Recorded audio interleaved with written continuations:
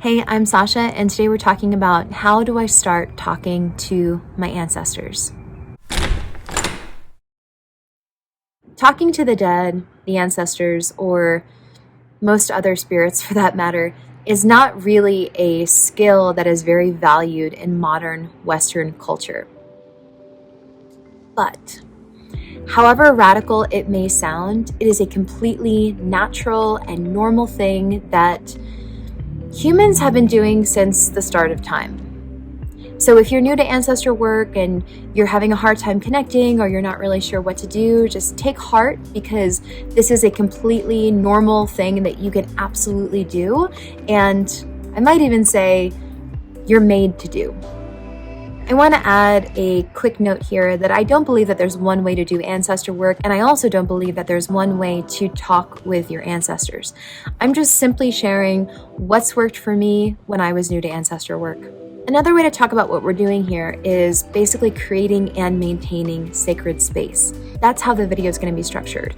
First, I'm going to talk about preparing sacred space so that you can connect directly with your ancestors. Next, I'm going to talk about dropping in to ritual space. And then finally, I'm going to talk about being in ritual space and what might come up as you're there. I will briefly mention how to come out of sacred space or how to come out of ritual space, but that's not where people tend to have the most trouble in the beginning. So I will mention it at the end, but it's not going to be a focus for this video. I also just want to quickly note that while I was preparing and recording this video, I realized that this is actually sort of a process. So I've made a fillable PDF that's going to be on my Etsy site, and I will link that down below. So if you want to watch this video over and over to kind of get the process I'm laying out, you can do that, or you could head straight to my Etsy store, buy and print the process and kind of keep it handy for when you're dropping in. So let's dive into the first bullet point. Preparing ritual space so that you can talk with your ancestors. So for this bullet, I specifically want to talk about three things, and those are emptying your mind, presencing or getting present, and your posture and position. So number one, emptying your mind. Like in other types of ritual spaces, it's helpful to clear your mind as much as you can and as gently as you can. Sometimes people do this through breathing techniques, meditation, or you could sort of do a brain dump. Like if you have a lot going on in your day, sometimes I just have a big piece of paper and I just kind of mind map, or I just brain dump onto the piece of paper so that I'm not bringing that into my session with my ancestors. In case you want to try this out, I did brainstorm a couple of writing prompts that I thought might be helpful. And those are, what's on my mind today? What are 3 benefits of connecting with my ancestors today? What are 3 benefits that others might receive from connecting with my ancestors today? What are 3 benefits that myself or others might receive, even if I don't make a clear, direct connection? I love these writing prompts because it gets you imagining and hoping for that connection. And if you're having a hard time connecting and you are staying tenacious about it, which you should, then I think these writing prompts will help sort of ease your mind and clear the path from making that good, clear connection. Okay, the second bullet point for this section is about presencing. And what we're talking about is becoming present in the here and now. This could take any form that's helpful for you to get grounded and present. If that's dancing, singing, making some art, or whatever it looks like. You could also go directly into the next step, which is about posture and position. But I like to add and name this step just in case it's helpful. Because if you feel really present or really connected with your ancestors when you are singing, dancing, making art, going for a walk, using your hands, building something, then it might be helpful for you to do that before you drop in with them. Because that if that exercise gets you already relating to them in some way and you're hoping to make a direct connection, it's a good primer for before the session. This is especially true in the beginning when you're newer to ancestor work, when people are having a hard time dropping in initially. Once you are robustly relating to your ancestors, you can typically drop in pretty easily and pretty much anywhere. Okay, then the final step here is about posture and position. You can sit upright on the floor, you could sit in a chair, you could lay down. The important thing here is that you want to be comfortable, but you also want to be alert, i.e., not falling asleep. This also might be a good time to start a drum track. I found early in my ancestor work that drumming tracks were really helpful, and I'm going to list down below a drumming track that I love and use. Once you're seated in your position and you're listening to a drumming track or, singing bowls or whatever kind of music you want, or whatever kind of sound you want to be listening to, if you want to listen to sound, then once you're in that position, I would just take a few deep breaths before moving into the next step, which is dropping into ritual space. So once you've prepared the sacred space, then you're going to move into actually dropping into sacred space or ritual space.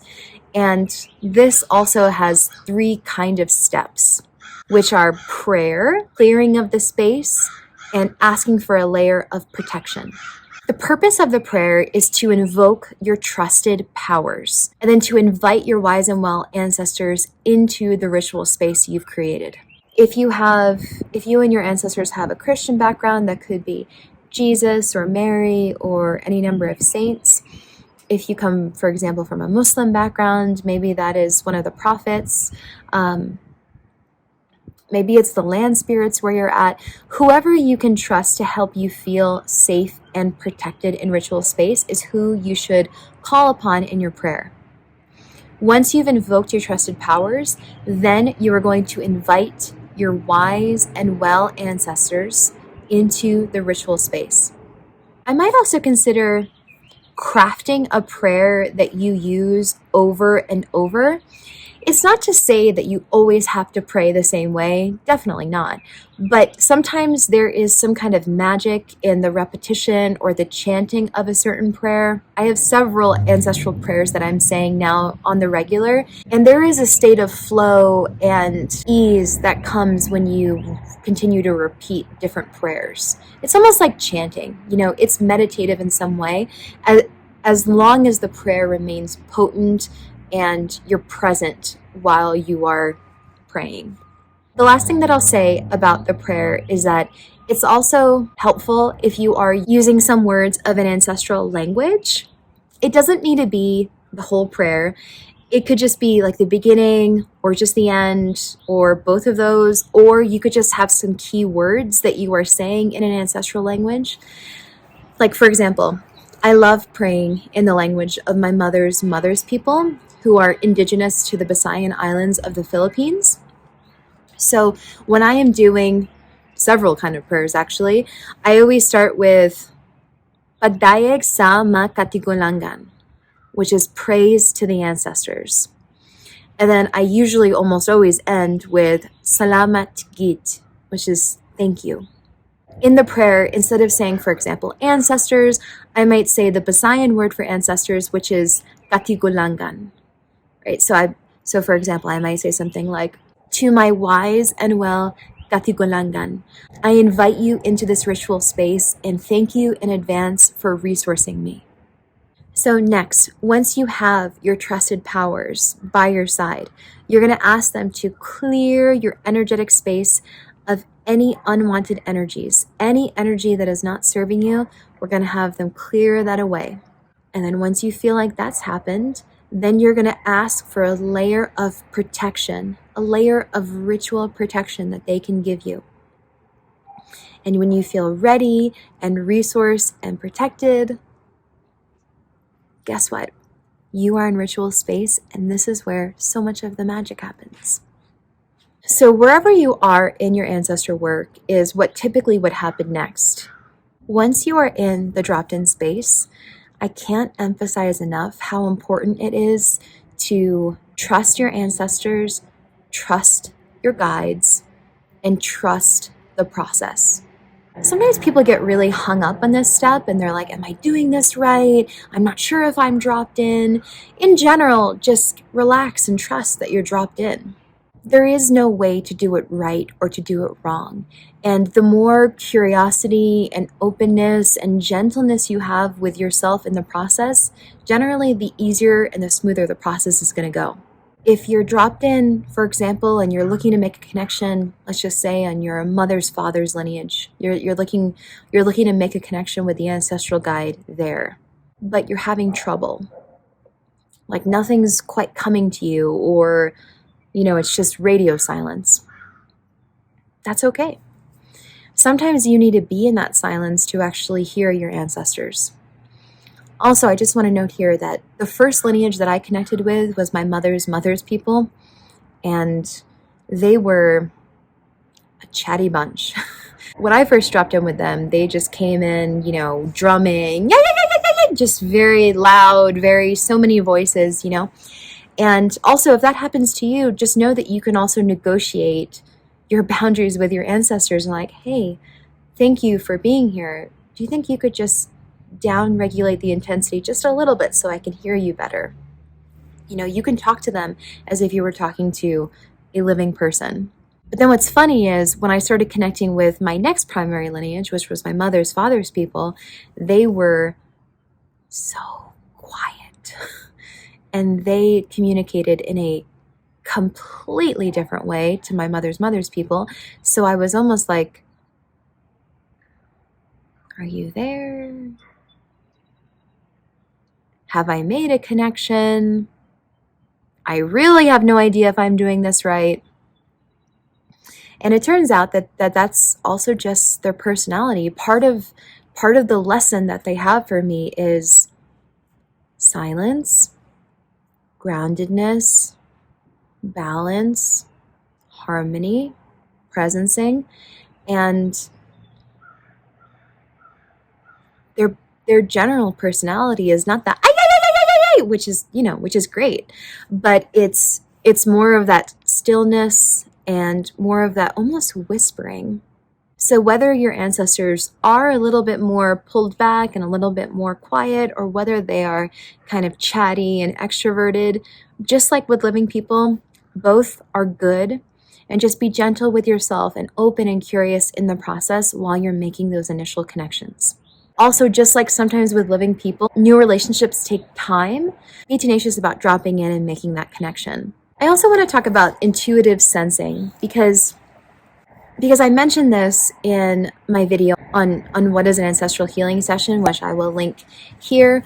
But to make that deep connection, a lot of your thinking brain actually has to be turned off, and you need to be really strongly in your intuition. In your dropped-in space, you might see something in your mind's eye, you might hear something with your mind's ear, or you could just have an intuitive sense of knowing something.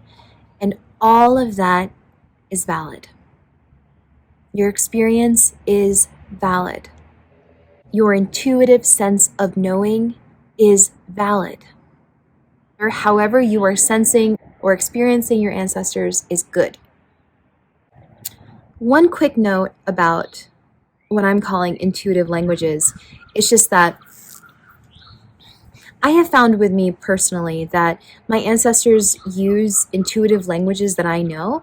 I'm pretty decently well versed in astrology, numerology, and tarot.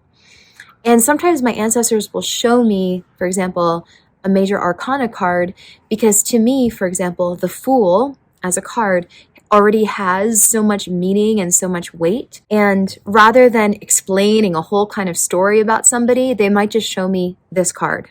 The other thing to note is that sometimes ancestors don't talk to you in clear, full sentences.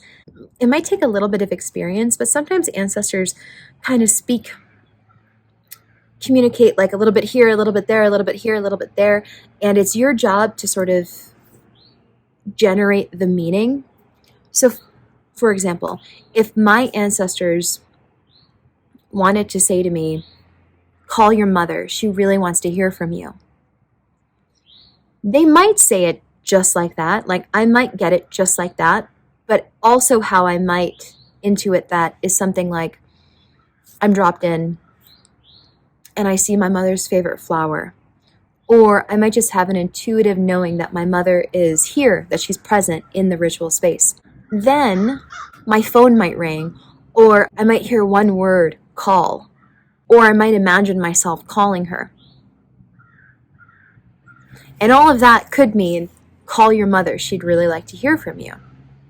The last thing I'll say about communicating in a dropped-in space is that it can also help to begin developing a shared language with your ancestors. If you do know where your people are from, and if there is some information accessible, it might be helpful to familiarize yourself with the cosmology, the land of where your people are at. What were the animist beliefs that are indigenous to that area, so that when your ancestors begin talking to you about what land spirits they have relationships with, or what rituals or rites of passage they have, you have a little bit of context for that. That could also be a helpful thing. Like, for example, if you have Norse or Germanic ancestors, it might be good to learn a little bit about that cosmology, mythology, those old gods, or just how they understood the world, so that you can have some kind of context for what's about to come to you. One of my ancestral guides, my father's guide, is German, and I knew nothing about Yggdrasil, about sacred groves, and sure enough, that was one of the first things that came up. Sacred trees, so I've sort of had to learn about that and what it's meant to my family. But you could also just proactively do that research and kind of come to the session being like, right, what are we working with? And have a little bit of context for yourself. Then finally, I'll just chat really quickly about coming out of dropped-in space.